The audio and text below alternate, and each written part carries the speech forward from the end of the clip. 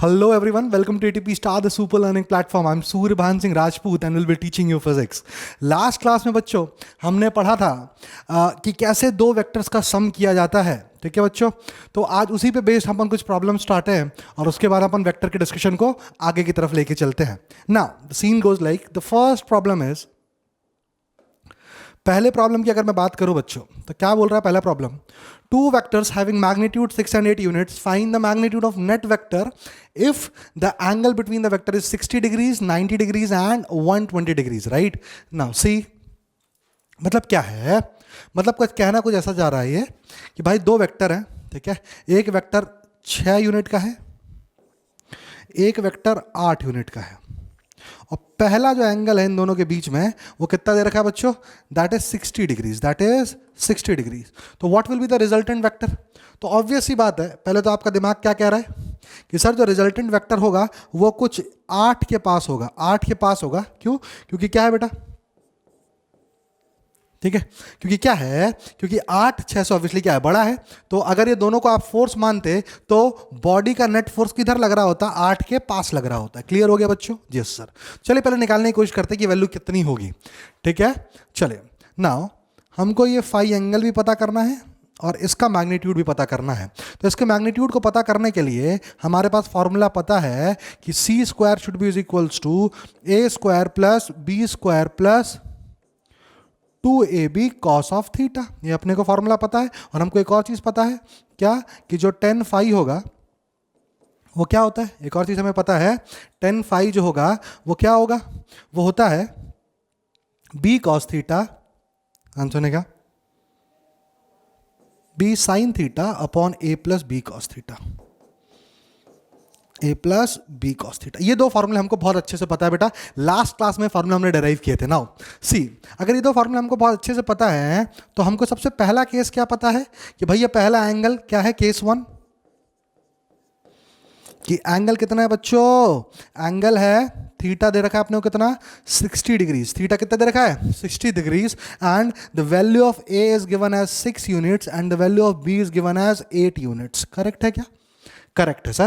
Now putting the values back again in the equations which we have got, c square must be is equals to a square, that is 36, that is 64, clear hai, plus 2 into a into b. What is a, what is a is again 6, what is b, b is again 8, and the angle between them, that is cos of 60 degrees.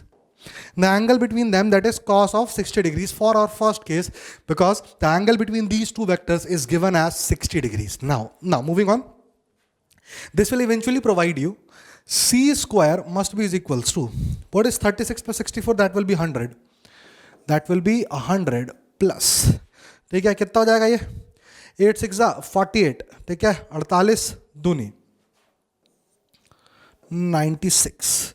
What is cos 60? Cos 60 is nothing but 1 upon 2.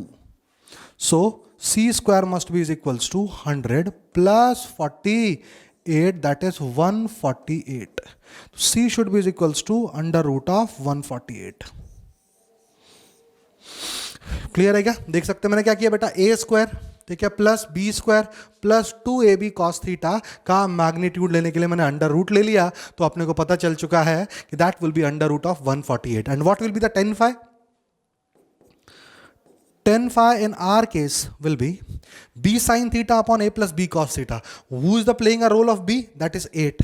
तो 8 sin 60 अपॉन a plus b, ठीक है, 8 sin 60 अपॉन a plus b cos theta. a कितना है बच्चों, a कुछ नहीं 6 है, 6 plus 8 cos 60. This will given by 8 into root 3 by 2 upon 6 plus 8 by 2. This will eventually be what, 4 root 3 upon 4 root 3 upon कितना हो जाएगा ये, 12, sorry upon 10 equal to 10 phi. आपको एक और बात पता चल गई, आपको फाई एंगल भी पता चल गया. फाई कितना आ गया, 10 inverse 4 root 3 upon 10. Okay, so that was the first part. ठीक है, now let us move to the second part and third part.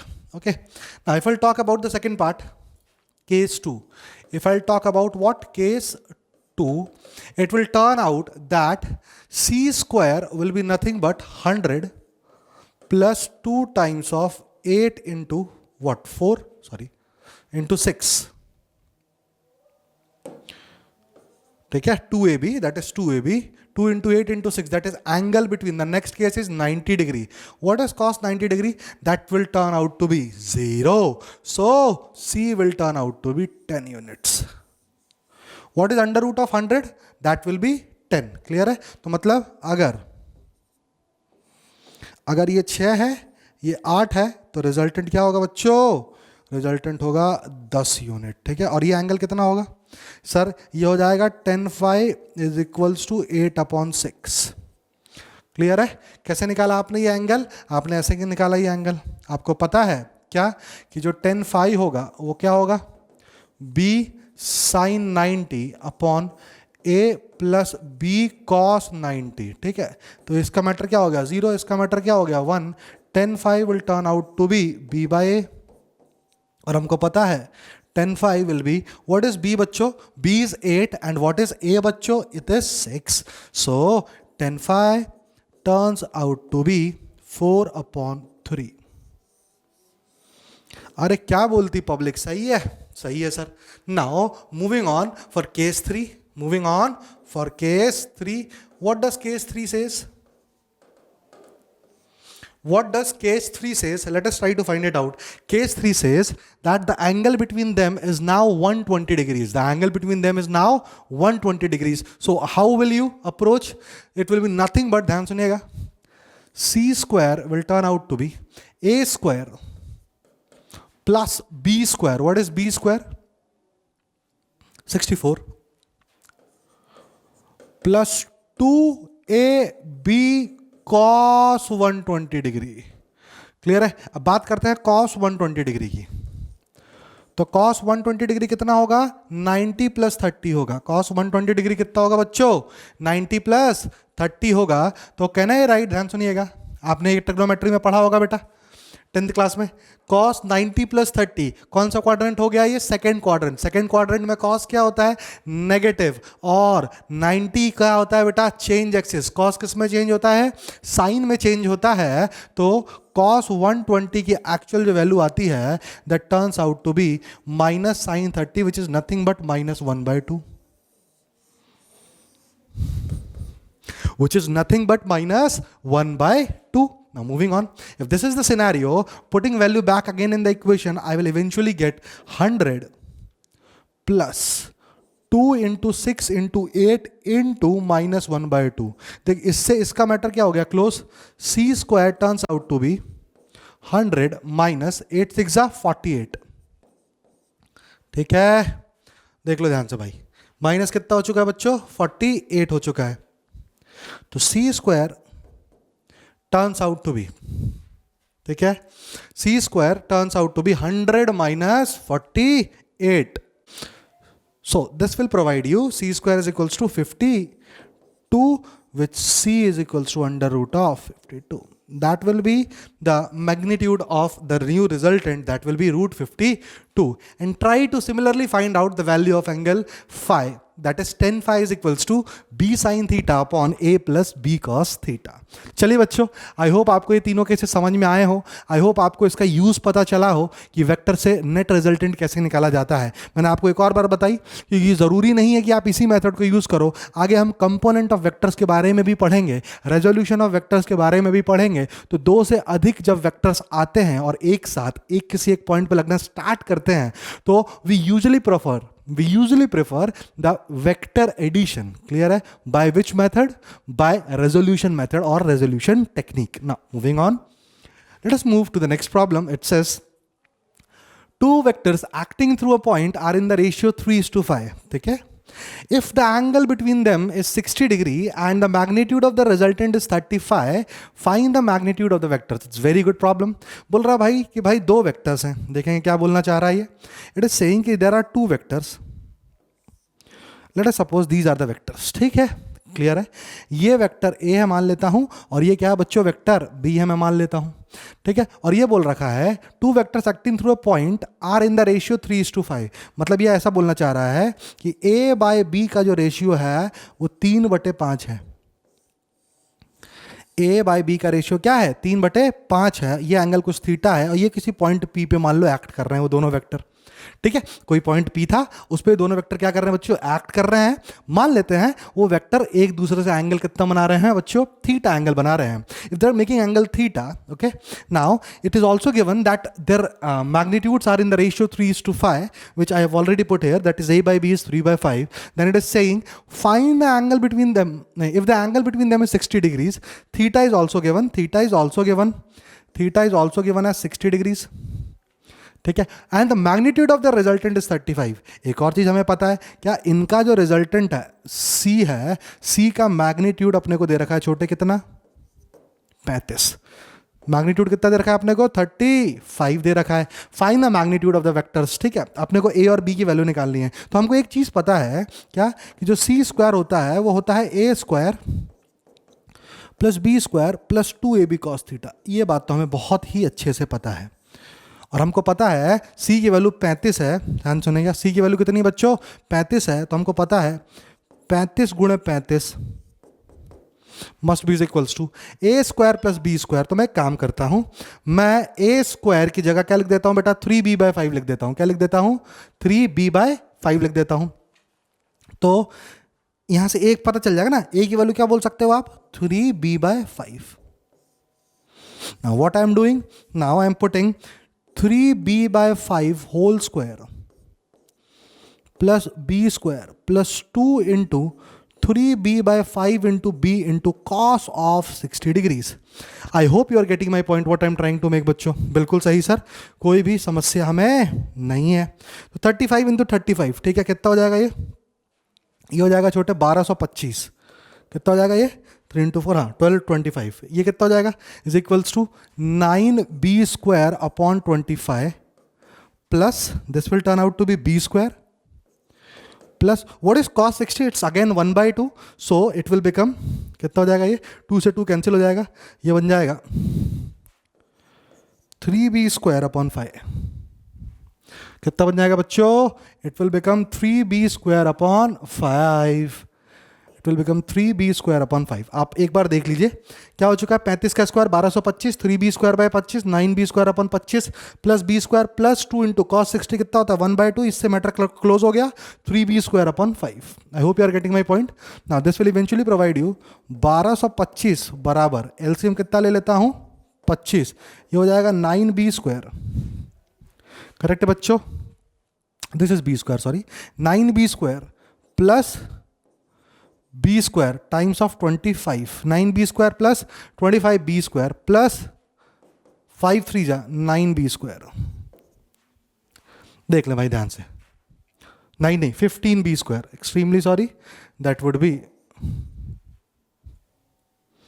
5 5 जा 25, 5 3 जा 15b स्क्वायर। क्लियर हो गया क्या बच्चों यहाँ तक?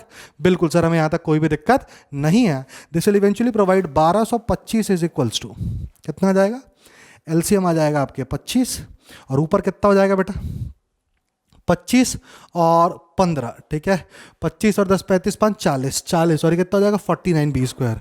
This will become 49b square by 25। Clear हो गया क्या? क्लियर हो गया।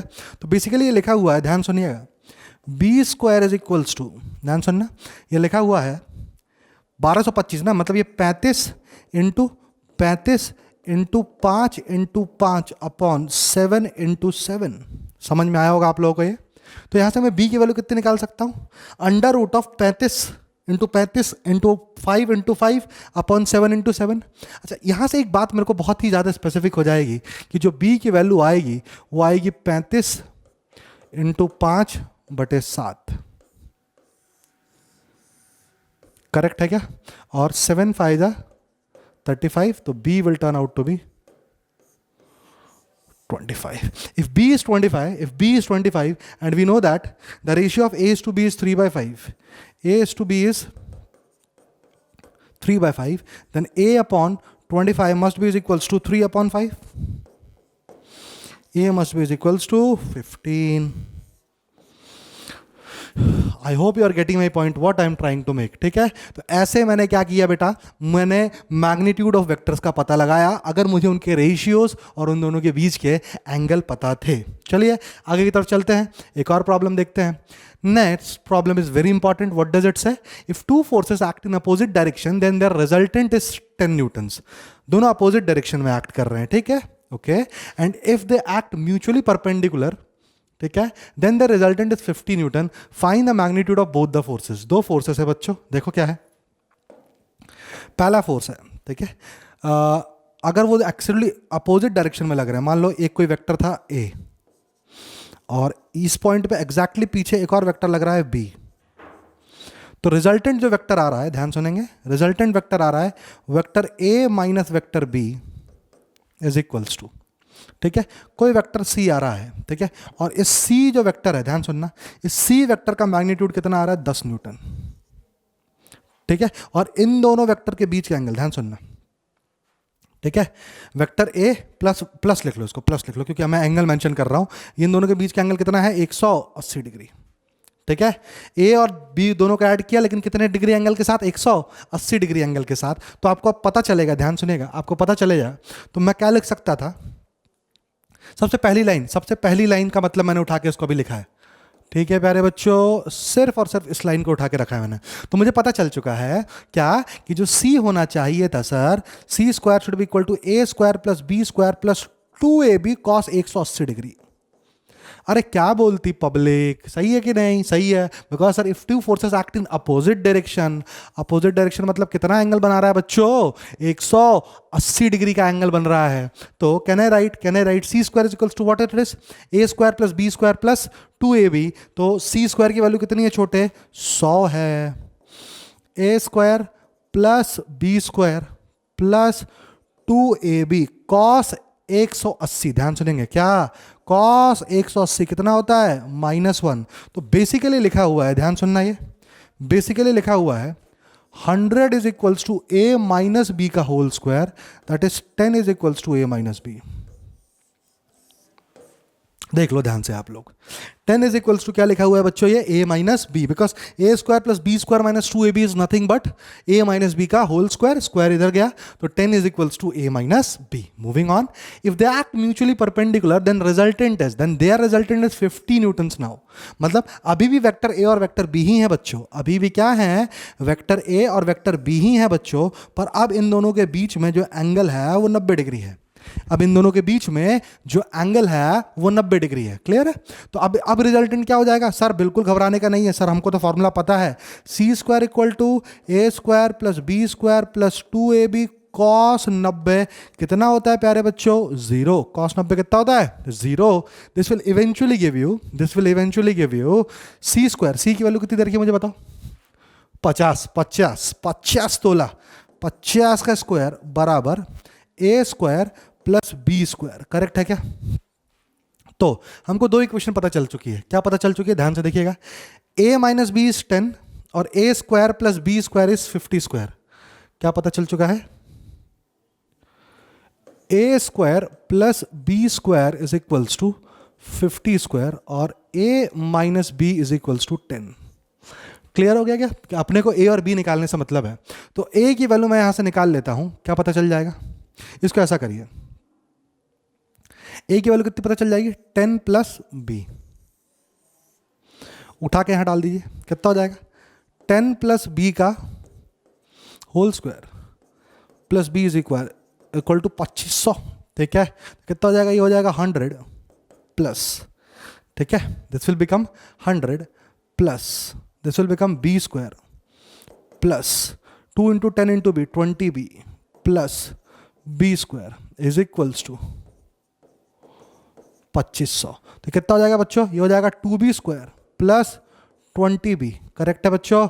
इज इक्वल्स टू 2500 में से माइनस हो गया 2400 और ये हो जाएगा b square plus 10b minus 1200 is equals to 0।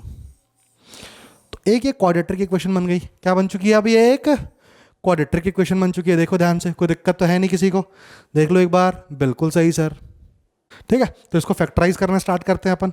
इसको क्या मैं लिख सकता हूँ, बी स्क्वायर प्लस 1200 है तो 40 इंटू 30 कितना होगा, 1200 होगा। तो b square plus 40b minus 30b minus 1200 must be equal to 0। Clear है, क्लियर है। तो बी स्क्वायर करेक्ट है, बी कॉमन ले लेते हैं, यहां से क्या कॉमन ले लेते हैं, बी कॉमन ले लेते हैं बच्चों, बी कॉमन ले लेते हैं यहां से, तो क्या पता चल जाएगा अपने को, ये लिखा हुआ है b प्लस 40 माइनस 30 कॉमन ले लेते हैं, क्या लिखा हुआ है, b प्लस 40 इक्वल टू 0। तो b की एक वैल्यू तो आएगी 30 न्यूटन और एक b की वैल्यू आएगी, किसकी बात कर रहा हूं मैं, माइनस 40 न्यूटन।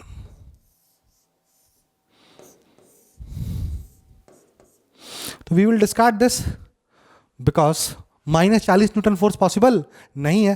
ठीक है, तो बी का मैग्नीट्यूड की बात कर रहे हैं तो कितना आना चाहिए बच्चों, 30 न्यूटन आना गया। तो अब ये 30 न्यूटन पता चल चुका है अपने को, कितना पता चल चुका है, 30 न्यूटन। तो a square will be nothing but a square, sorry a पे सी में पुट कर देते हैं डायरेक्ट, इरेजर। हाँ चलिए देखिए, क्या मैं बोल सकता हूँ ए माइनस बी की वैल्यू कितनी है, 10 है, मतलब ए की वैल्यू कितनी हो जाएगी, 10 plus B that is 30, A will be what, 40 newtons, A will be what बेटा, 40 न्यूटन्स। ठीक है, तो ध्यान दीजिएगा, हमने A और B दोनों की वैल्यू निकाल ली। It was a very good question. ठीक है, तो आपको थोड़ा समझ में आना चाहिए, थोड़ा सा आपको फील आया होगा बच्चों कि कैसे दो वेक्टर्स मैंने दिए थे, कैसे मैंने एंगल्स का यूज करके A और B के मैग्नीट्यूड को पता लगाया। आगे की तरफ चलते हैं। Let us see one more problem based on this. The problem goes like कि दो वेक्टर हैं इक्वल मैग्नीट्यूड के, two vectors of equal magnitudes are acting through a point. The magnitude of the resultant is equal to the magnitude of either vector. Find the angle between them. बहुत अच्छा सवाल, again important. Two vectors of equal magnitude are acting through a point. ठीक है, दो vector है, एक vector ऐसा है, ठीक है,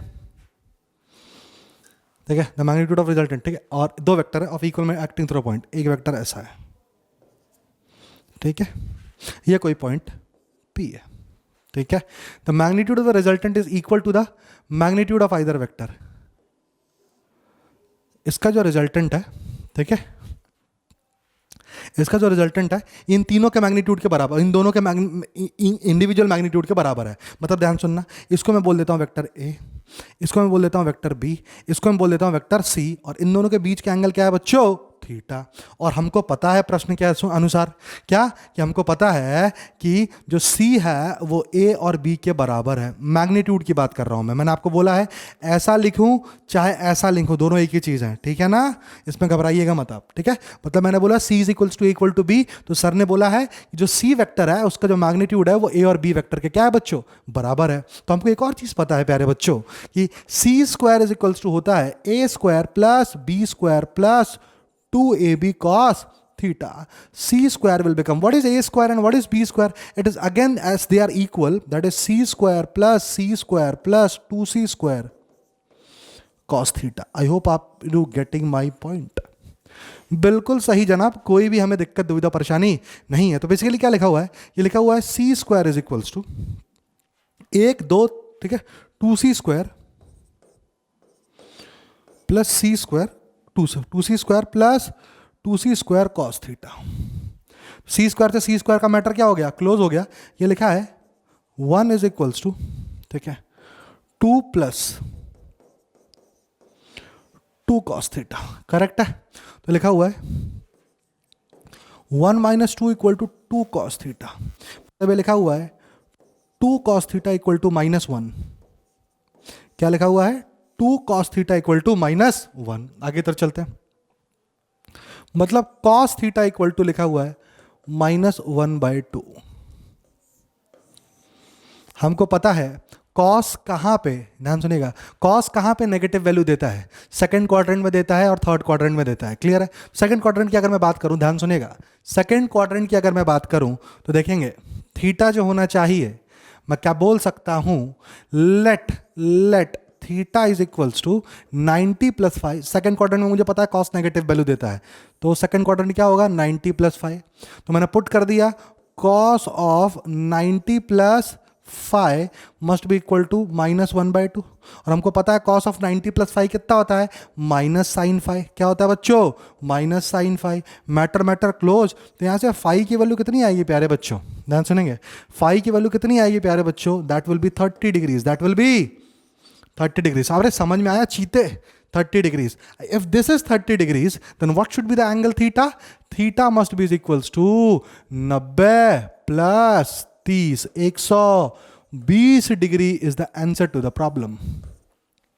कितना आंसर है बच्चों इनका, 120 degree is answer to the problem. I hope आपको क्वेश्चन बहुत अच्छा लगा हो, बहुत ही बेहतरीन सवाल था ये। ठीक है, चलते एक और प्रश्न की ओर। अगला प्रश्न क्या बोलता है बच्चों, देखेंगे ध्यान से। It says the resultant of two vectors one double the other in magnitude is perpendicular to the smaller of the two forces. बहुत बढ़िया सवाल पूछा है। The angle between the two forces is, क्या बोलना चाह रहा है, ध्यान से सुनिएगा कि भाई दो वेक्टर्स का जो रिजल्टेंट है, ठीक है, दो वेक्टर्स का जो रिजल्टेंट है, ठीक है, वो छोटे वाले वेक्टर का डबल है, वन डबल द अदर। ठीक है, the resultant of two forces one double the other in magnitude is perpendicular to.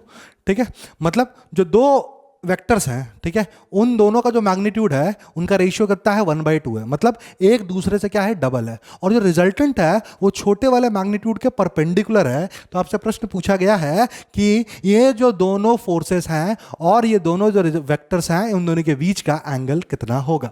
चलिए आइए जानने की करते हैं कोशिश। क्या सीन है छोटे, कुछ ऐसा है, मान लेता हूं ये वेक्टर ए है, ठीक है, ध्यान सुनना, रिजल्टेंट, और ये छोटा वेक्टर है, मान लेता हूं ये स्मॉलेस्ट वेक्टर है, मान लिया मैंने क्या है, स्मॉलेस्ट वेक्टर। क्लियर हो गया, क्लियर है। और इस वेक्टर के परपेंडिकुलर रिजल्टेंट है, इस वेक्टर के जस्ट परपेंडिकुलर रिजल्टेंट वेक्टर है, मतलब सी वेक्टर यहां है। क्लियर, बिल्कुल सही है, बिल्कुल सही है। तो मुझे बताओ दूसरा वेक्टर कहां होना चाहिए, ऑब्वियसली इधर कहीं होना चाहिए ना यार छोटे, इधर कहीं होना चाहिए ना, समझ रहे हो मेरी बात, मैं क्या बोल रहा हूं, तभी ना रिजल्टेंट बीच में आएगा, करेक्ट है। तो the force must be the resultant, the दूसरा वेक्टर कहां होना चाहिए,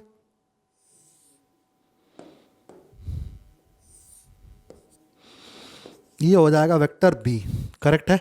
आई होप आपको इसको फील आई हो, ठीक है। तो अगर ये क्या है बेटा, स्मॉलर वेक्टर है, तो वेक्टर बी क्या होगा, बड़ा वेक्टर होगा। और ये बात हमको पता है क्या, कि ए बड़ा वाला वेक्टर जो है वो छोटे वाले वेक्टर का क्या है, डबल है। मतलब प्रॉब्लम में हमको क्या पता है, ध्यान सुनेंगे, प्रॉब्लम में हमको क्या पता है, क्या कि जो बी है वो 2 टाइम्स ऑफ ए है। अरे आई क्या फील, बिल्कुल जनाब, आई क्या फील छोटे, बिल्कुल जनाब। और ये छोटा वाला 90 डिग्री बना रहा है, इससे एक और चीज है।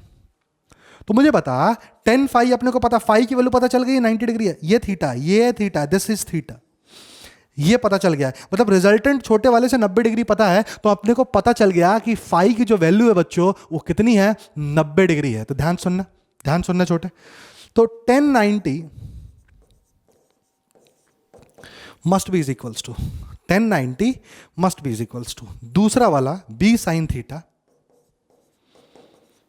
Upon a plus b cos theta.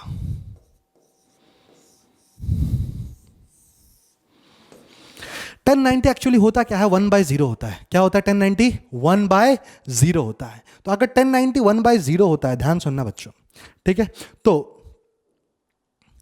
Actually में a plus b cos theta को क्या होना पड़ेगा, जरा सोचिए।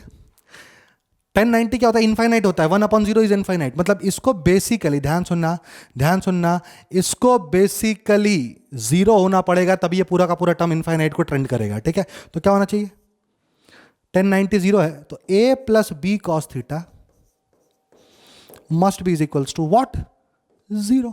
तो क्या हो जाएगा यहां से, b cos theta equal to what, a। और क्या पता चल गया अपने को, यहां से पता चल गया बच्चों कि कॉस थीटा जो है वो -a/b है। कॉस थीटा जो है वो क्या है बच्चों, -a/b। और हमको एक और चीज पता है, क्या पता है, क्या कि भाई a/b जो है, ठीक है, वो 1/2 के बराबर है। वापस से वही कंसेप्ट देख ले, b इज इक्वल टू कितना है, 2a था। तो एक और चीज हमको पता है क्या, कि अब कॉस थीटा नेगेटिव आ गया। कॉस थीटा नेगेटिव कौन से क्वाड्रेंट में होता है, सेकंड क्वाड्रेंट में। तो let theta is equal to, let theta equal to 90 plus, ठीक है, alpha. Let theta equal to 90 plus alpha, तो कितना हो जाएगा बेटा ये, minus of sine alpha equal to -1/2, alpha would be is equals to 30 degrees. तो the theta must be is equals to, ध्यान सुनना, theta must be equal to 120 degrees, because theta is what, 90 plus alpha. Correct है। तो इन दोनों के बीच का angle कितना होना चाहिए, 120 डिग्री। तो आई होप आपको ये चीज़ बहुत ही अच्छे से समझ में आई हो, स्पेशली ये वाला प्रॉब्लम। क्लियर है क्या? तो इसी टाइप के प्रॉब्लम्स की थोड़ी सी और प्रैक्टिस करनी चाहिए आपको, ताकि आपका रिजल्टेंट वेक्टर जो हो वो बहुत ही सही हो जाए बच्चों। एक और प्रॉब्लम देखते हैं, नेक्स्ट प्रॉब्लम क्या बोल रहा है बच्चों। ये बोल रहा है the resultant of two forces 3p and 2p is r। ठीक है, दो फोर्सेस हैं, कौन कौन से, एक 3p है और एक 2p है, उनका रिजल्टेंट कितना है प्यारे बच्चों, r है।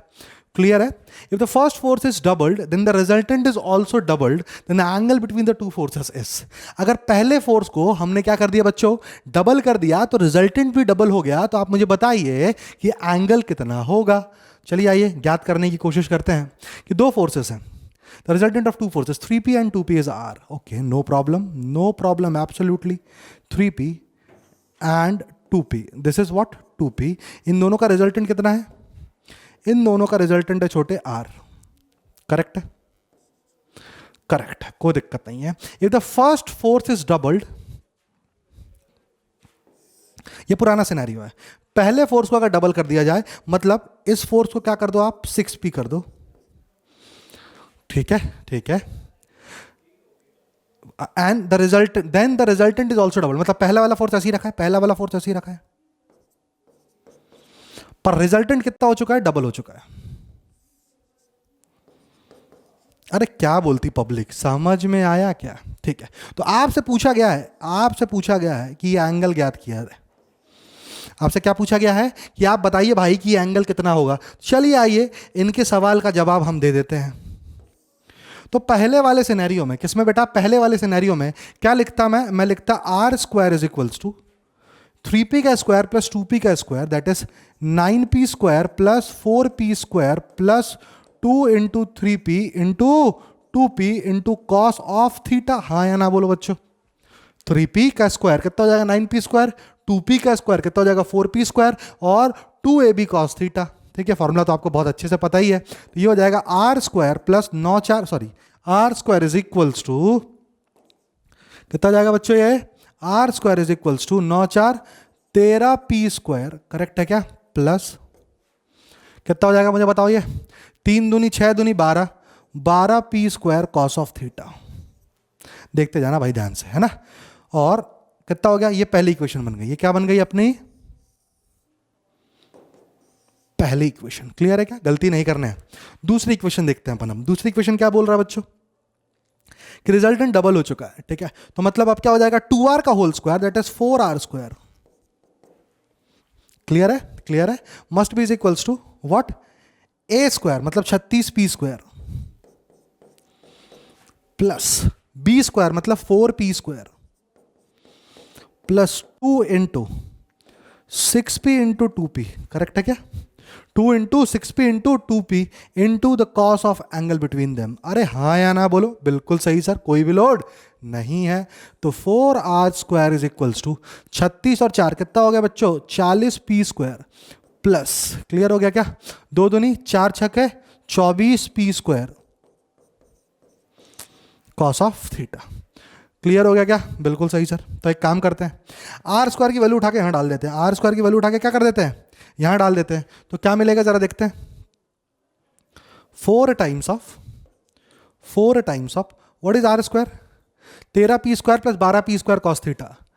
13p square plus 12p square cos theta. Correct है।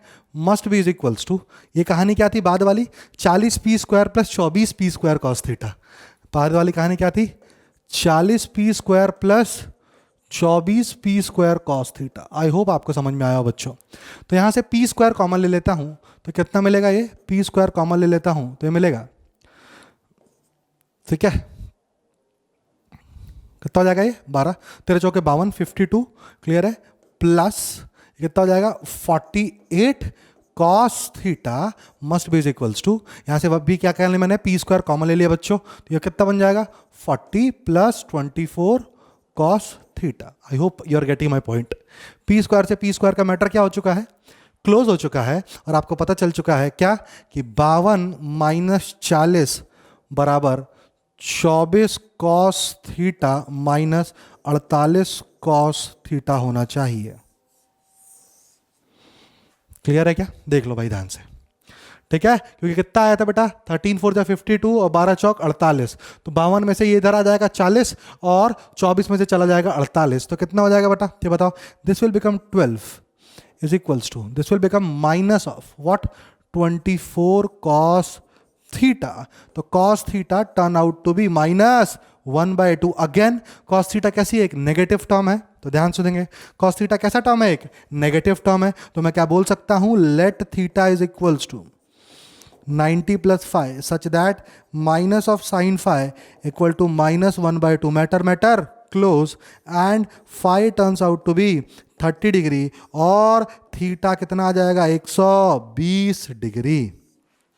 ठीक है प्यारे बच्चों, तो आई होप आपको ये सारी की सारी प्रॉब्लम्स बहुत अच्छे से समझ में आई हो और वेक्टर के रिजल्टेंट का आपको एक अच्छा इंसाइट मिला हो। ठीक है बच्चों, एक और बार देख लीजिए इस प्रॉब्लम को। It's a very good problem. क्या बोला है, पहले 3p था और 2p था, बाद में 6p हो गया। सर आपने तो डायग्राम ऐसा बनाया है, थीटा तो एक्यूट दिख रहा है, एंगल आया है, ऑब्ट्यूज तो मेरे को पता नहीं था ना यार भाई कि थीटा क्या है, मैंने तो अपने हिसाब से बना दिया। क्लियर है ना? आप मुझे पता चल गया कि एग्जैक्टली थीटा क्या है, 120 डिग्री, जो कि क्या है बच्चों, ऑब्ट्यूज है। ठीक है, तो आई होप आपको ये सारे के सारे प्रश्न बेटा बहुत अच्छे से समझ में आए हो।